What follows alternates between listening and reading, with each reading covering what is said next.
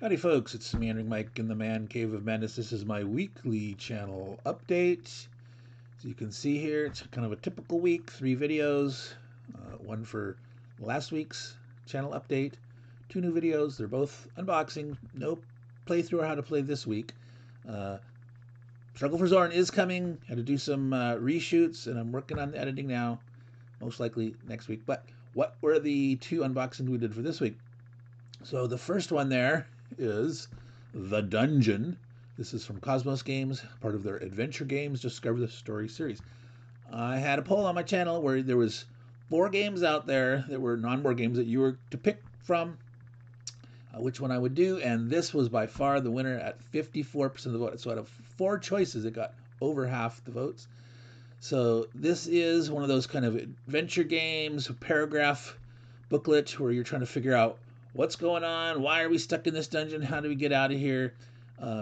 Unlike Cosmos the Exit the Game series, this is not something that you necessarily can lose.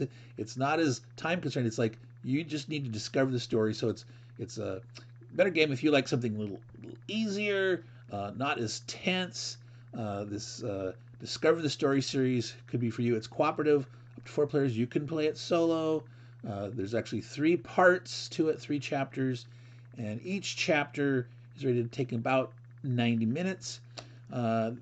This game is also rated as sort of medium 3 out of 5 on the replayability schedule. Those exit games, escape room kind of games, usually have some surprise thing that once you've played it, you can't really replay it. These have a replayability, at least so the rating goes. There's either more stuff to discover or the way you go about it is different, and you can always play it with different people. And if you're the one that was the head of who owns the game or did it, that you can like stand back and not direct and guide people as much. So more replayability. Okay, so the unboxing of the war game up there. This is new release from Compass Games. Very exciting. A lot of people are looking forward to this. This is World War II campaigns.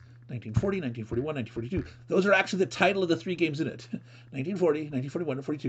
1940 is the invasion of France. 1941 is Operation Barbarossa, the German invasion of Russia. And 1942 is the Japanese invasions in Southeast Asia and the Southeast Asian islands. So these games are all published initially by GDW.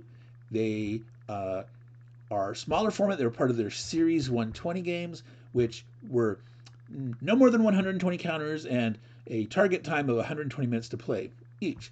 So they didn't change the games. They're not a redesign. They're like a deluxe compilation. They fix some of the errata and stuff.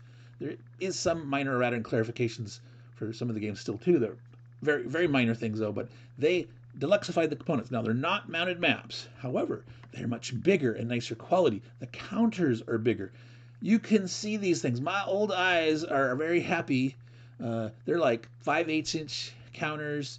They're like the hexes in the maps, which are much bigger than the originals. They're like 1 inch or maybe 3/4 of an inch. So that's really nice. And the it's not even paper. It's like a vinylized cardstock. Really nice map. So if you're interested in something like that, that's a good bang for the buck. Really nice value. So take a look at that unboxing of World War II campaigns from Compass Games. So that's it for the week. As I said, Struggle for Zorn is coming. I'm not going to guarantee 100% it'll come out next week. 97% likely. Life can get in the way, but I'm in the midst of editing it, and it'll come soon. So take care, y'all. Ciao. And if you're watching on Dan Pincali's No Enemies Here, back to you, Dan. Ciao.